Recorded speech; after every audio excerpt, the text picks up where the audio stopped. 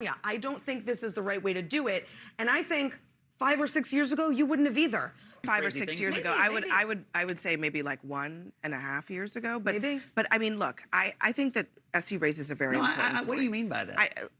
SC raises 1.5 years ago or 5 years, I would not have condoned a state or a university terrorizing Jewish kids. I absolutely would never have condoned that. What's happening, everybody?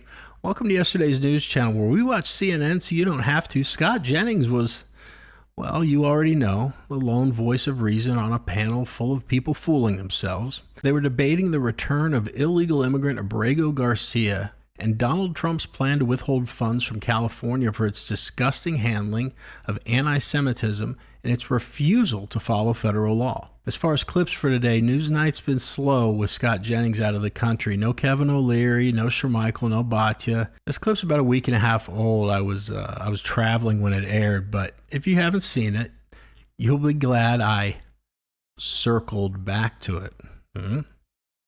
Remember when Jen Psaki used to say that? We'd all laugh because we knew she was lying. That was awesome. Let's go.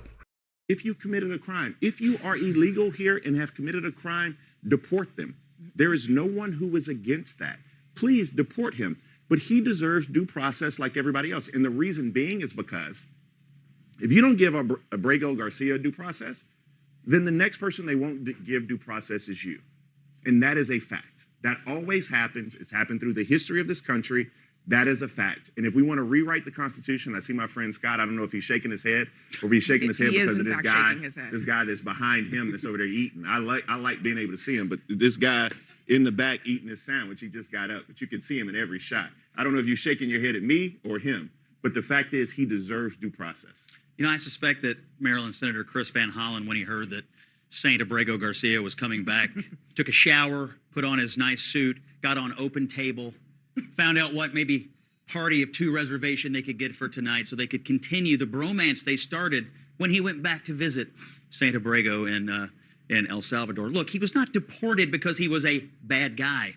He was deported because he was an illegal immigrant living in the country illegally for 14 years, who had gone through due process, who had an existing deportation order. It so happens that it turns out he may in fact well be a really, really bad person that we would not want in the country. Here are his possible outcomes. Number 1, he gets convicted of this stuff and goes to prison for a long time. Number 2, he gets acquitted and goes back to El Salvador, which is what I suspect the White House would do with him if he somehow gets out of these charges. Either way, it's what the White House said all along. There's no future where the Maryland man goes back to Maryland to live quietly in the suburbs. But that's not the point, though. Yeah, I had to take it a couple times, so we haven't. So we'll deal with that. But my point is, Scott, like due process. I mean, the 5th and 14th. He had some. He got some. You don't get some, Scott. He got That's plenty. the thing. Like he got more than he deserved. You don't get a chance to give me some due process. I need it all or nothing. Him with this crime for facts that they've known since 2022. There's no new evidence. Who knew them in 2022? It's on video. Who knew them? The stop was on video. What administration? This was investigated and determined that it wasn't anything illegal. The Biden administration, and they chose to let him go. But we have a new hold on administration. one second. No, this is In front of a million people watching due Abby right process now. isn't also you can just make me some kind of poster child and turn the Justice Department against me. That's what's happening here. Guys, you all. This guy wouldn't have been. You all He was are in a car on video. You all are completely downplaying what we know. We know plenty about this person. What? We know that he lived in the country illegally for 14 years. I know it's okay with you. I said that. That's That's number not one. a. We know. Time out. No. We know. That's We know. not. That is not okay with me. But that's not. But that's not a. But that is literally. First of all, we all know that you both interrupt each other all the knows time. that is not a crime. To live in the country illegally? That's not a crime. That's a status offense. Stop telling people stuff that's not true. I am just, my mind is so blown here. Go ahead and by finish. the last 2 nights Scott, with you about It's this not a illegal criminal immigration. offense. Bakari, It's just a give. violation. Can we give? It's a civil violation. Bakari, can we give Scott? So Yes, he's but- in the country illegally 14 years. That's number 1. We also know what his wife told the courts and law enforcement about him. That he was violent, that he beat her. But he's not being charged with that. That he That's was. hearsay. That he was. So you said we don't know if he's a bad guy. We don't. I trust his wife when she runs off and says, "Please protect me from What this if his man." wife said this man's Prosecute great? him. You wouldn't trust her. Prosecute him. That's you're insane. acting like we don't know things. We Prosecute do know him. things. We Prosecute know. him. And so, Prosecute at him. a minimum, what we know should be more than enough for anybody at this table to say, yes, please Scott, get him the hell out. Let me ask you this. Do you the hell prosecute him? Let me ask you this. Do you think they charged him to try to save face? Yes or no? Honestly, I think do they you charged him believe because they he charged committed him with a crime crimes. to try to save face? Yes or no? I think they charged him because he committed serious crimes, apparently. Scott, That's why they charged him. can we agree on this? He should be prosecuted for domestic violence. He should be prosecuted for every crime he committed. And when he's found guilty, he should be deported. I think he should be deported anyway, regardless of this other stuff. That- to me, but- the only issue that so ever does really the mattered was that he was in the country illegally. Does the Constitution work or not? Yeah, and he had a deportation. But now we're agreement bringing it history. into where the Okay. Justice Department is being He had a used for political deportation order. reasons, and that shouldn't happen. We're gonna hit pause. Am I mistaken, or wasn't it always believe all women except Abrego Garcia's wife? All right, let's go down the line. So let's start with this ridiculous idea that if we don't give due process to Abrego Garcia, an illegal immigrant who snuck into the country, somehow you now, a U.S. citizen, are next in line to lose your rights. What? That's not how any of this works. Remember that? That's not how any of this works. That's like still a meme, right? The Constitution protects citizens, not people here illegally. These guys are acting like skipping over due process for a cartel-connected illegal alien is going to spark a constitutional crisis for soccer moms in Ohio. I don't think so. And then there was the nonsense idea that entering the U.S. illegally is merely a process violation. No, it's not a clerical error. It's a criminal offense. 8 U.S. Code Section 1325 makes it a misdemeanor to enter the country illegally, and a felony if it's repeated, which it was in Garcia's case. So to be clear, crossing the border illegally is a crime, not just a misplaced form or an oopsie. How are we still talking about this? I mean, can I remind everyone, we're not talking about some poor farm worker here. We're talking about a man who was deported once, ignored the law, came back, and since then prosecuted for domestic violence, suspected of gang activity, and flagged as a public safety risk since 2022. But sure, this is a big problem for the country. Let's whine about his process. We don't have anything else to worry about. The Trump administration deported Abrego Garcia. That just should have been the end of it. We all know it. He was an illegal immigrant with a deportation order. He was gone, case closed.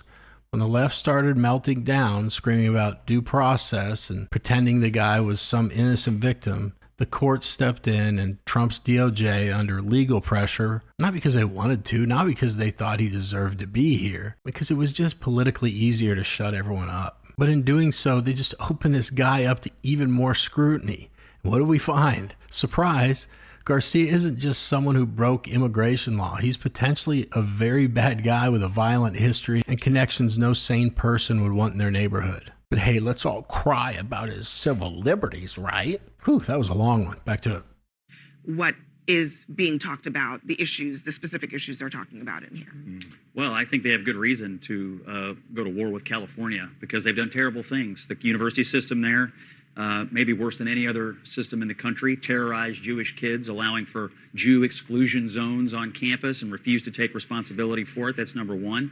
They're violating the president's executive order and the administration's views on Title IX regarding boys playing girls' sports. And I'll give you a third one that's breaking tonight. The mayor of Los Angeles is saying she's not going to cooperate with the Department of Homeland Security and ICE as they try to round up illegal aliens. And so you have a state right now being run by a bunch of people who do not want to comply with clear federal law and clear federal mandates, and somebody needs to confront them. The president is doing The it. president is on the A political point. And so even if we agree with your issues with California, do you really think that this is the best way, this blunt object that is both personal and political, is the way to force California's hand on this? I do think the confrontation is necessary, but I'll take one part of your argument that I think is worth discussing, and that's the idea of states' rights. So you're saying that in the name of states' rights, we should allow the California university system to set up Jew exclusion zones because they believe it's okay as a state? No, I Then granted is the you those confrontation not problems. worth having on behalf of those students alone? The confrontation is Donald Trump saying, adopt MAGA values or I'm going to punish you by taking federal dollars away. It's not MAGA values to eradicate anti-Semitism. It's not MAGA values to protect girls. You're picking issues. It's not MAGA values to deport illegal aliens. It's just American law and American values. And Donald Trump doesn't care I'm about not disagreeing with your issues with California. I don't think this is the right way to do it. And I think 5 or 6 years ago, you wouldn't have either. 5 or 6 years ago, I would say maybe like 1.5 years ago. But I mean, look, I think that SC raises a very important point. What do you mean by that? 1.5 years ago or 5 years, I would not have condoned a state or a university terrorizing Jewish kids. I absolutely would never have condoned that. And I don't condone it today. The issues with if a Democratic president decided to withhold all federal funds for the state of Texas because they banned abortion, would you be okay with that? You're comparing abortion laws to Jew exclusion zones at UCLA? That's the abortion fundamental laws question. are laws passed by legislatures. Anti-Semitism and radicalism on college campuses designed to terrorize Jewish kids are not laws. It's just radicals on campuses that are allowed to get away with it in blue states. That's a great point. That's a totally different argument. They are not laws. They are actions of individuals who should be punished. But you are acting as if they are laws and trying to punish the entire state for it. I'm acting as though the state and the university system run by the state has condoned it. They clearly have, and they've fostered it. They've fomented it. Okay. And that is wrong.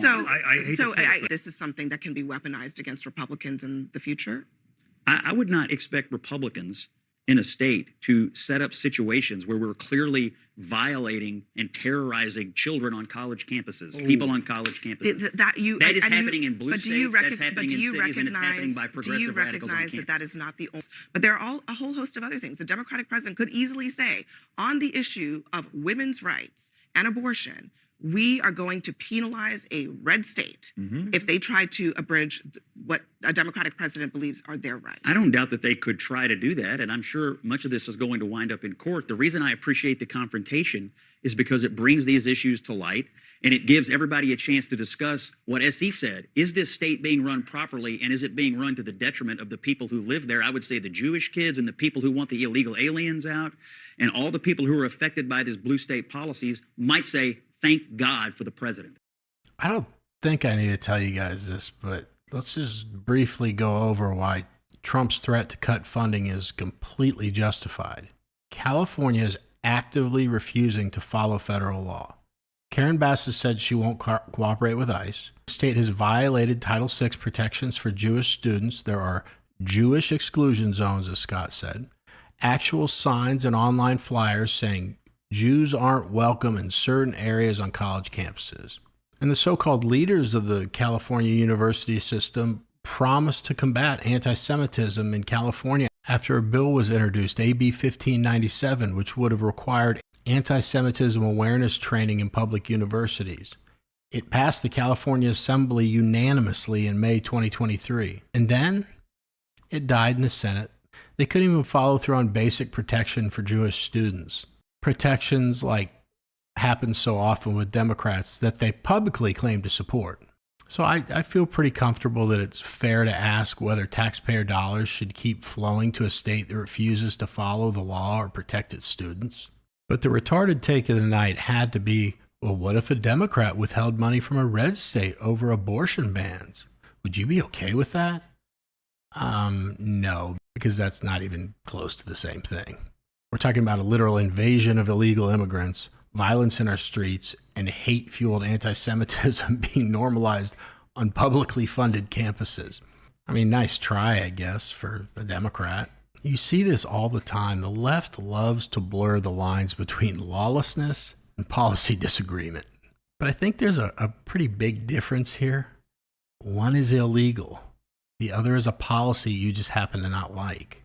I mean, Scott dominated the debate as always, but it's worth saying when your panel is more outraged about punishing lawless states than they are about protecting American citizens, they kind of show their cards and tell you exactly where their priorities lie, don't they? That's why I love covering these clips, though. Not because they're shocking or surprising to you with the way they play out, but because they're revealing. They show just how far off the rails the progressive establishment will go if we, you and me, don't continue to hold the line every day. What are you guys' thoughts? Is Trump right to withhold funds? Should a foreign criminal get more rights than you and me? And you think California will ever clean up the mess they've made? I'm not holding my breath. Let me know what's up in the comments. Anyway, that's it for this video. If you haven't made it this far in the video before, the channel has a goal of 20K subs by the end of June. I think I've got less than 2 weeks and I still need about 8,000 subs. So you have no idea how hard this is for me, but I think I need to face facts that I'm not going to make it. So all I can ask now is, please, let's make as much progress as we can. So like 6 months from now, I'm not hitting 20K. And it's like, dude, you were a little overconfident back then.